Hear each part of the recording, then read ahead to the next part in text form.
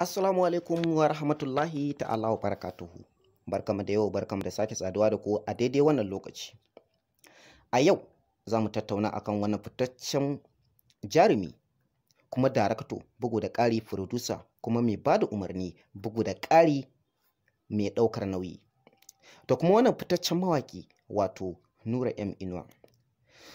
Za mu yi maganganu ne akan waɗannan mutane guda biyu ba don komai ba sai don wasu dalilai na cikin ƙwarya cikin masana'antar Kannywood, domin me mun fahimci cewa akwai abubuwa daban-daban da ya kamata ce kun sani game da waɗannan fitaccen mutane guda biyu wato jarumi, producer, darakto da kuma babban mawaƙin soyayya har ma da na siyasa bugu da ƙari da na aure wato Nura M Inuwa. Nura M Inuwa yana da mace guda ɗaya bugu da ƙari yana da yara guda biyu. Nura M Inuwa babban mawaƙi ne wanda ya sani wanda kowa ya san da cewa waƙoƙinsa sun sanu a faɗin duniya. Nura M Inuwa yana da yara guda biyu wanda sun sanu a faɗin duniya wato Isa Ayagi da kuma Hamisu Breka. Sai dai a kwanakin baya ko in ce muku a shekarun baya yana da yara wanda yaran sun haura guda biyu, wanda idan kuka tsaya kuka waiwaya za ku ga cewa suna da sunaye daban-daban, kuma idan har kana bibiyar waƙoƙin Hausa kuma kana jin waƙoƙin soyayya musamman ma na ɓangaren Nura M Inuwa, to fa tabbas za ka san waɗannan shahararrun mawaƙa sanannu kuma fitattu duk da cewa ba su sanu ba a faɗin duniya, amma dai in dai kana ji tabbas za ka iya sanin Faruk M Inuwa, za kuma ka iya sanin Shamsu Alale, za kuma ka iya sanin wannan fitaccen mawaƙi mai suna Hamisu Breka, bugu da ƙari za ka iya sanin wani fitaccen mawaƙi mai suna Isa Ayagi da kuma ragowar dai mawaƙa daban-daban waɗanda wasu da yawa sun san su a faɗin duniya, wasu kuma ba su san su ba. Ba kuma ne yasa muka yi maganganu a kawai na fitaccen mawaƙa ba sai don wasu dalilai da ya kamata a ce kun sani kuma kun san su game da su. Haka ne yasa muka yi tattaki muka je ga kowanne mawaƙi yaro da babba domin mu ji ta bakinsa. Akwai mutane daban-daban da suke maganganu daban-daban akan wannan fitaccen mawaƙi mai suna Nura M Inuwa, wanda wasu suke cewa ai yaransa suna da matuƙar yawa ba iya wa'annan bane. Duk da cewa tabbas mun san da cewa ba iya su bane, amma kuma wa'anda mutane suke cewa yaran Nura M Inuwa ne to ba yaransa bane.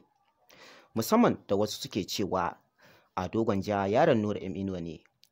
Magana ta gaskiya Ado Gwanja ba yaran Nura M Inuwa bane. Ado Gwanja yaran mai dawayya ne. Kuma bugu da ƙari da wasu suke cewa Nura M Inuwa shine ya koya wa auta MG Boy waka, daidai da cewa wasu ba su sani ba, amma auta MG Boy ba Nura M Inuwa ne ya koya mishi waka ba. Akwai mawaka daban-daban musamman ma ɓangaren mata, duk da cewa ba a san su ba kuma ba a san inda suke ba, da waƙoƙinsa ko in ce waƙoƙinsu ba a san su a faɗin duniya ba, ko da a ce an faɗi sunansu da kuma inda suke ba a san su ba, da haka babu amfanin faɗar su, amma su ma da kansu nan da kankanin lokaci za mu yi muku maganganu a kansu domin ku san su kuma ku san matsayinsu, bugu da ƙari ku san inda suke kuma ku san adadin ɗaukakar da suka samu a kansu.